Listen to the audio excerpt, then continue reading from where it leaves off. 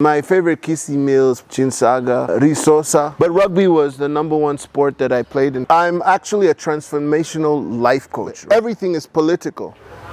I'm not interested in being Michael Jordan. You get where I'm coming from? I'm not interested in being the politicians.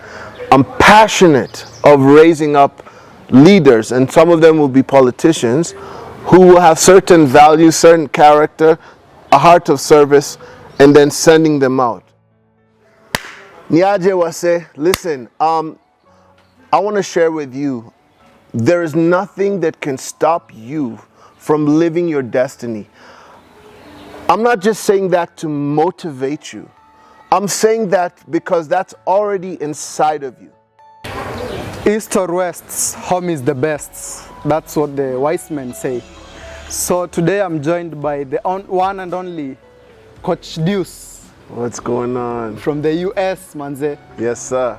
So tell us about Coach Deuce. Coach Deuce, hey, that story of Coach Deuce. But first and foremost, Azimani Wambia this because I believe in being true to myself. I'm a child of God, loves God. I'm originally from Kisii, Kenya. Well, I grew up in Nairobi, but from Kisii, Nyachai, to be precise. And I grew up in Nairobi right up until 2003, where I went for university at Buffalo State College, State University of New York. And then I've been there ever since. Went to undergrad, went to graduate school, met my beautiful queen 2 weeks after graduate school in 2010.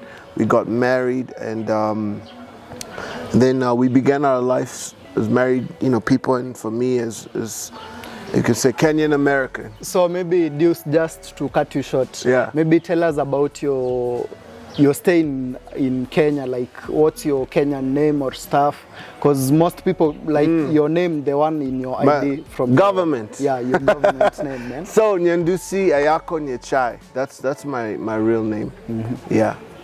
So now that you have roots in Kisii, tell us about maybe your stay in Kisii, or you've never been in Kisii for long or something. So when I was growing up,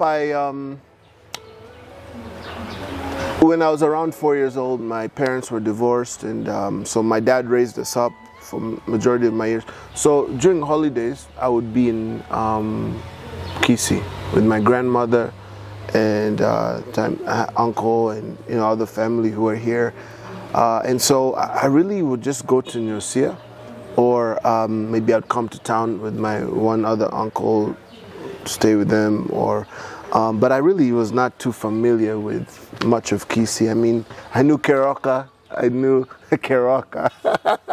So what's your favorite Kisii meal per se? Oh man.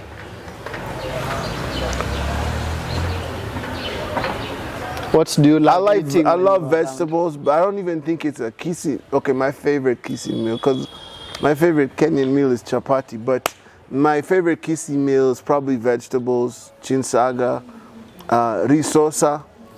Matoke or something? Matoke I like, but I like eating bananas just regular. But they're not big with matoke unless it's mixed with potatoes. I like potatoes. Okay, so maybe tell us about life during school. Like, what was your experience like? Maybe during primary school, then you went to high school, then campus. What was it like?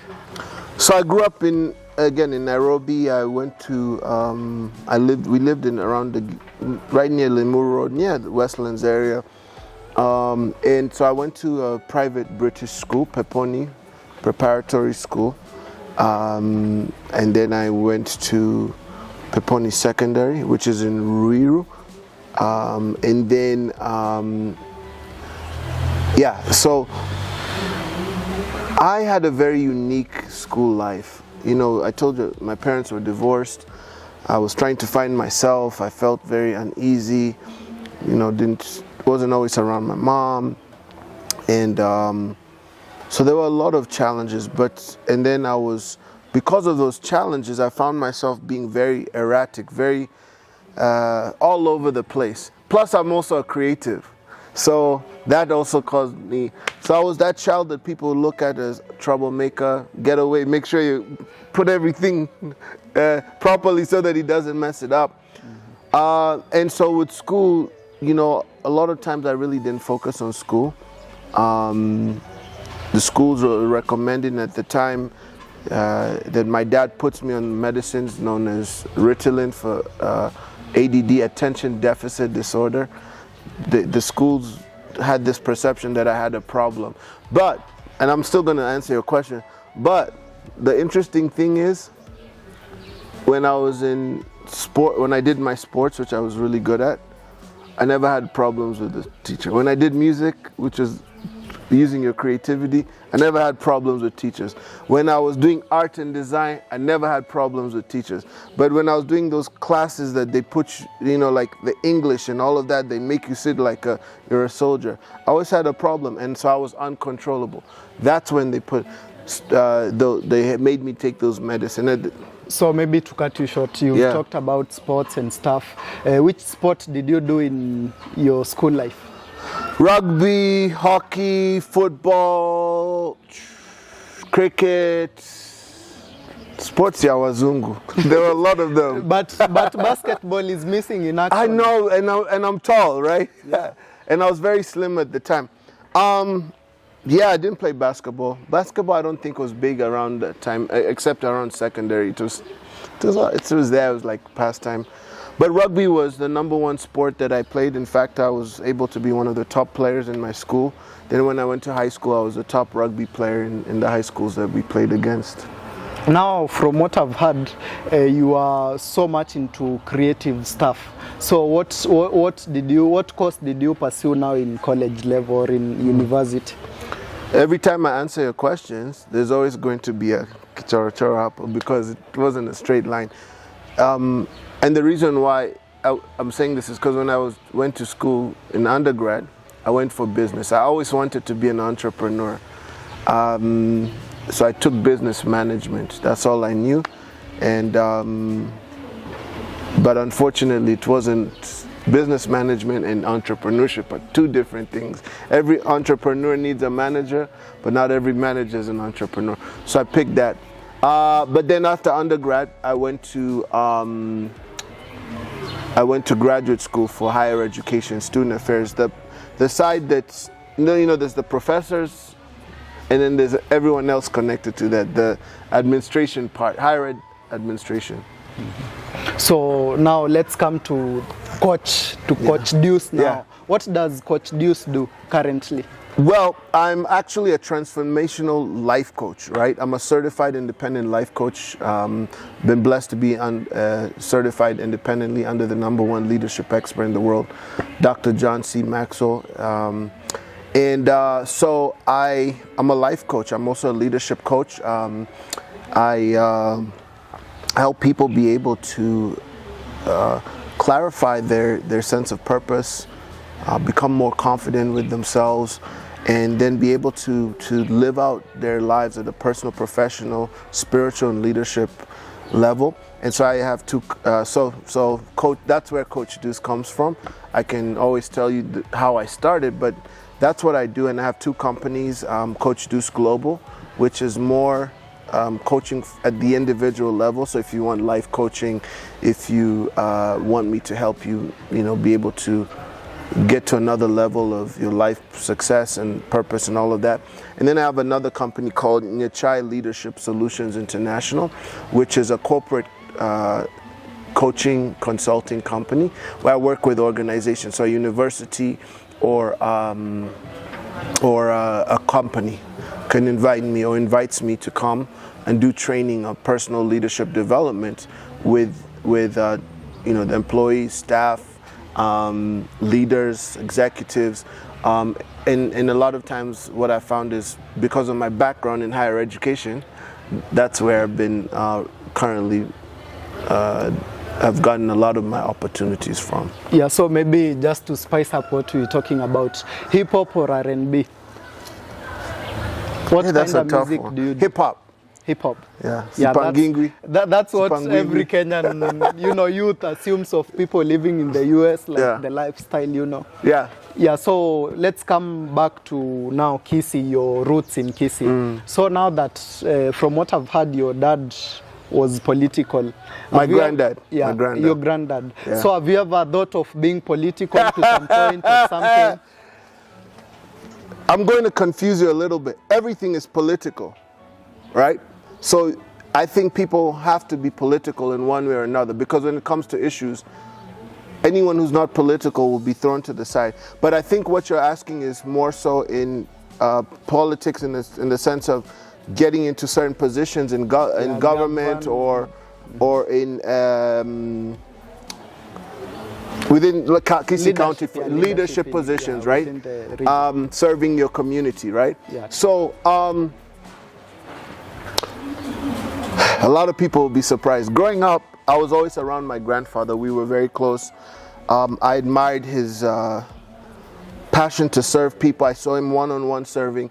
And because of that, 92, 97, 2002, I campaigned for my granddad right before I came to the US. Like, we traveled, like, all in. Fanya marketing, nini. I was in the offices, traveling in the cars. But, so I was passionate about politics. So when I came to the US, I had a dream of coming back to Kenya. And some of the people who are listening are probably going to say, maybe you're still going to do it. But anyway, I had a dream of one day getting into politics, and one day even becoming the president of Kenya. And because I'd seen my grandfather do some amazing work, not just in Kisii, but around the country. And I saw the work that still needed to be done. And so I was like, you know what, at some point I want to make a difference. But as years went by, I found my purpose, which I always tell people, stay in your lane. And my purpose, now to answer your question, is to raise up a generation of leaders who are transformational leaders. So for me, I'm not interested in being Michael Jordan. You get where I'm coming from? Yeah. I'm not interested in being the politicians.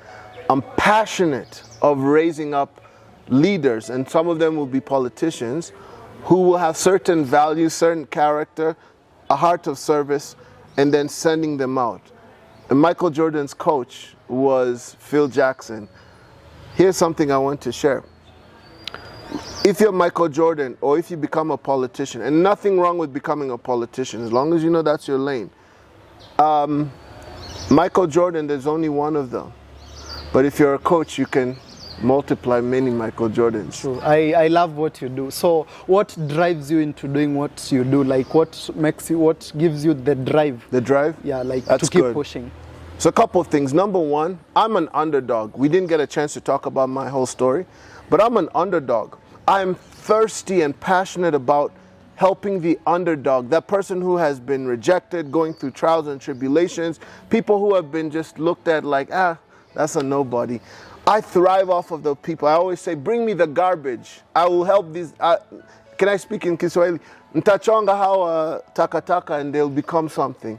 I'm passionate about that. Also, what drives me is seeing that there's a lot of pain and hopelessness, and I want to be the person who can, or one of the people around the world who can say that, or who can be a vessel for people, advocating for people in terms of giving them hope.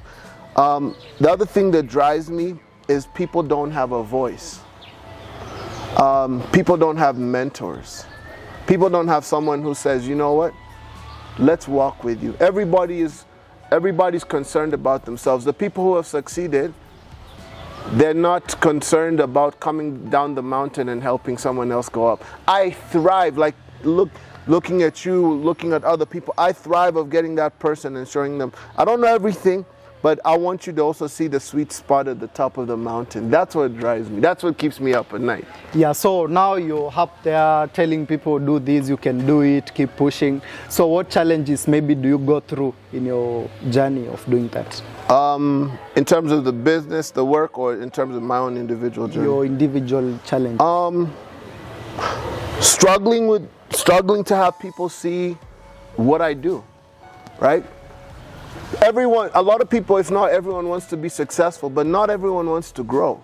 So to tell people, go read this book that will help change your life, go find mentors, begin to work on your character. I always say character building is not sexy, but it's necessary. Because if your money doesn't take you where your character can't keep you, you're going to fall down. So I have a challenge in that, and I think it's part of the journey. The challenge of, there's always a challenge of, even with what I do, it's not necessarily the most exciting thing people want to talk about. People seem to be excited about, not everything is bad. I mean, for example, comedy. I love comedy, right? But everyone wants to be entertained. But no one really wants to take a deep look at their life. Because once they look deep into their life, and I'm a guy, if you've ever been into my classes, if you've ever seen people I coach, mentor, I always use the word dig deep. People don't want to dig deep because they might find some things they don't like about themselves. So that's my challenge, you know. The other challenge is finding people who have they might want to grow, but they don't have the willingness to make the decisions every day to keep growing. So I have that challenge. Another challenge is